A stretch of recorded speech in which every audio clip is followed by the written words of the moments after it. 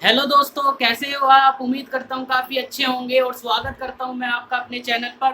तो दोस्तों, जब से एसएससी एमटीएस के ऑनलाइन फॉर्म स्टार्ट हुए हैं तब से स्टूडेंट के मन में डाउट बना हुआ है कि सर हमारा जॉब प्रोफाइल क्या होने वाला है, सिलेक्शन होने के बाद हमको क्या क्या काम करना होगा। तो इस वीडियो में मैं आपको प्रॉपर समझाने वाला हूँ कि आपका सिलेक्शन होने के बाद आपको क्या क्या काम करना होता है। इसके बाद हम बात करेंगे कि प्रमोशन, आपका जो प्रमोशन होगा वो किस पोस्ट पर होगा, प्रमोशन होने के बाद आपको कितनी सैलरी मिलने वाली है, इस पर भी हम बात करेंगे। तो दोस्तों, स्टार्ट करते हैं अपनी वीडियो को।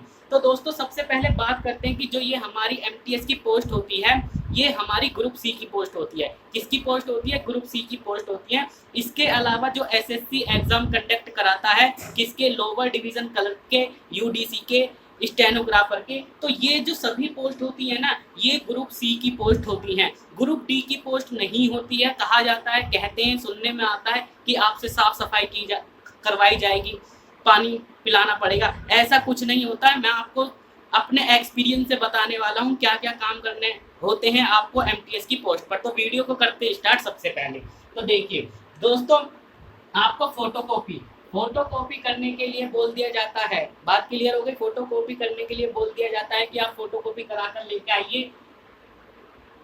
फैक्स सेंड करने के लिए भी कह दिया जाता है और डॉक्यूमेंट स्कैनिंग का काम भी आपको दे दिया जाता है कि आपको डॉक्यूमेंट स्कैन करा के लेके आने हैं। इसके बाद क्या होता है, जो दूसरा वर्ग जो होता है हमारा एमटीएस एम्प्लॉय का, तो इसमें क्या होता है, कंप्यूटर ऑपरेटर असिस्टेंट। होता क्या है, जिस भी डिपार्टमेंट में आप एज ए एम्प्लॉय वर्क करोगे तो उसमें क्या होगा, और भी आपसे हायर पोस्ट पे जो भी एम्प्लॉय होंगे, वो जैसे हो गए हमारे एलडीसी, यूडीसी, स्टेनोग्राफर वाले भी आपको वहां पर मिलेंगे। सभी आपको वहां पर मिलेंगे। आप उनके साथ ही, आपको उन्हीं के साथ ही काम करना होता है। बात क्लियर हो गई? तो क्या होता है, कंप्यूटर ऑपरेटर, जो भी वहां पर कंप्यूटर ऑपरेटर होगा उसके असिस्टेंट के तौर पर आपको काम करना होता है।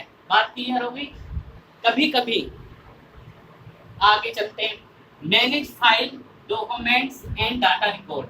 अब होता क्या है, आपको जो फाइल होती है, जो इम्पोर्टेंट फाइल होती है आपके सेक्शन में, ऑफिस सेक्शन में जो भी इम्पोर्टेंट फाइल होती है, या मैं आपसे कहूँ डिपार्टमेंट में, तो डॉक्यूमेंट, इम्पोर्टेंट फाइल्स, डॉक्यूमेंट्स, तो इनको आपको मैनेज करना होता है। क्या करना होता है? मैनेज करना होता है। नेक्स्ट पे चलते हैं, carry files and other paper. तो इसमें क्या करना होता है, आपको पेपर यानी कैरी करके रखने होते। बात यह है, सीधी सीधी बात, जिस भी सेक्शन में आप काम करोगे, वर्क करोगे एज ए एम्प्लॉय, तो वहां पर जितने भी इम्पोर्टेंट फाइल होती हैं, जितने भी डॉक्यूमेंट होते हैं, उनको आपको संभाल कर रखना होता है। क्योंकि सारी जिम्मेदारी आपके ऊपर होती है कि कौन सा डॉक्यूमेंट कहाँ पर रखा है, कौन सी फाइल आपकी कहाँ पर रखी है, ये सब आपको ही देना होता है, उठा कर। बात क्लियर हो गई? तो जो भी फाइल आपसे मांगी जाती है, ये फाइल आपको निकाल कर ला कर देनी होती है। बात क्लियर हो गई? तो ये सब जो काम होता है आपका ऑफिस सेक्शन में होता है। एक बात मैं आपको और बता देता हूँ कि जो आपकी एमटीएस की जो पोस्ट होती है, तो इसमें आपको कभी भी फिजिकल वर्क नहीं दिया जाता है। फिजिकल वर्क नहीं दिया जाता है, फील्ड का वर्क भी नहीं दिया जाता है। जो भी वर्क आपको दिया जाएगा वो आपके ऑफिस सेक्शन से ही रिलेटेड होता है। बात क्लियर हो गई? अब चलते हैं नेक्स्ट का, क्या वर्क करना होता है आपको। He also work as assistant. तो मैंने आपको बता दिया कि असिस्टेंट। अब होता क्या है, कभी कभी ऐसा भी हो जाता है कि कोई एम्प्लॉय छुट्टी पर होता है। क्या होता है, कोई एम्प्लॉय छुट्टी पर होता है, तो आपको उसकी जगह पर, उसके प्लेस पर काम करना होता है। जैसे अगर हम मान के चलें कंप्यूटर ऑपरेटर ही हो गया, जिस दिन वो छुट्टी पर होगा तो उस दिन आपको वहां पर बैठा दिया जाएगा और जनरल बेसिक वर्क आपको दे दिया जाएगा कंप्यूटर से रिलेटेड। तो यहाँ पर आपका इस कंडीशन में, जब ये कंडीशन आ जाती है आपकी, इस कंडीशन में आपका थोड़ा वर्क बढ़ जाता है। बात क्लियर हो गई? तो छोटे मोटे काम करने के लिए आपको दे दिए जाते हैं। और कौन सा हो गया, अब आईटीआई, जिस स्टूडेंट ने आईटीआई किया हुआ होगा, ठीक है, 10 प्लस आईटीआई किया हुआ होगा, तो इनको भी यहाँ पर लाभ मिलता है। क्या लाभ मिलता है कि इनको आईटीआई से रिलेटेड भी वर्क दे दिया जाता है। आईटीआई से रिलेटेड भी वर्क दे दिया जाता है अगर वो उन्होंने आईटीआई की हुई है उस कंडीशन में, नहीं तो वर्क नहीं दिया जाता है। ठीक है, और इसमें यह है कि आपको सैलरी भी फिर थोड़ी फालतू मिलती है, एक्स्ट्रा सैलरी भी मिलती है अगर ITI आपकी की हुई होगी। बात क्लियर हो गई। तो ये जो वर्क होते हैं ना, ये मैं सभी आपको अपने एक्सपीरियंस से बता रहा हूँ। बात क्लियर। तो ये सब मैंने आपको अपने एक्सपीरियंस से बताया है और यही काम आपको MTS की पोस्ट पर करना होता है। इसके अलावा और कोई काम नहीं करना होता है। कहते हैं कि पानी पिलाना होता है, साफ सफाई करनी होती है। देखो ऐसा होता है, पानी पिलाने का मतलब ये है कि एज ए फ्रेंड सर्कल की अगर बात कर रहे हैं, आप जॉब कर रहे हो, MTS की पोस्ट पर जॉब कर रहे हैं, जिसके साथ आप सबसे ज़्यादा घुले मिले हुए हैं, यानी फ्रेंड सर्कल जिसे बोल देते हैं, कभी कभी वो आपसे कह देता है कि हाँ जी आप ये लेके आ जाइए, ये लेके आ जाइए, ये लेके आ जाइए, तो आपको लाकर देना होता है। लेकिन ऐसा कोई भी काम नहीं होता है कि आपको पानी पिलाना पड़ रहा है, साफ सफाई करनी होती है। साफ सफाई से यहाँ ये मतलब होता है कि जैसे आपने पूरे दिन वर्क किया, जो भी इम्पोर्टेंट फाइल हैं, इम्पोर्टेंट डॉक्यूमेंट हैं, वो इधर उधर बिखरे हुए होते हैं, तो आपको वो इकट्ठा करके रखने होते हैं, मैनेज करके रखना होता है। ये होता है साफ सफाई। ठीक है, साफ सफाई करने वाले तो अलग ही होते हैं, जो ग्रुप डी की पोस्ट पे होते हैं वो आके साफ सफाई करते हैं। आपको ऐसा कुछ भी काम करना नहीं पड़ेगा, आपको पानी पिलाना नहीं पड़ेगा। ठीक है, बात करते हैं आगे चलते हैं। तो वर्किंग, तो ये तो मैंने आपको बता दिया ITI के लिए भी।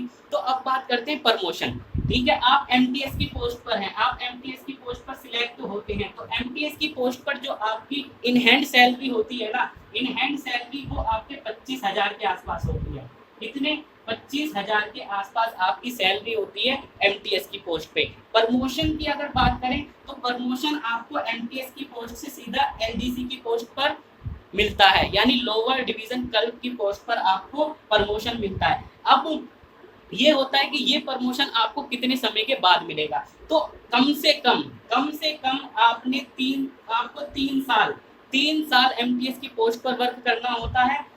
बात क्लियर।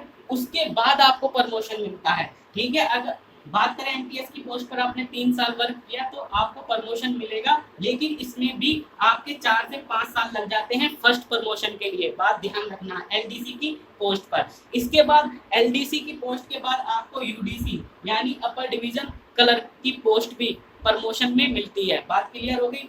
और ये भी होता है, यहाँ मैंने 2 लिखा है कि UDC असिस्टेंट, यानी अपर डिवीजन क्लर्क होगा, उसके असिस्टेंट के तौर पर आपको प्रमोट कर दिया जाएगा। ये प्रमोट आपको UDC भी दिया जा सकता है, असिस्टेंट भी बनाया जा सकता है। ये होता है आपके वर्क परफॉर्मेंस पर डिपेंड। बात क्लियर हो गई।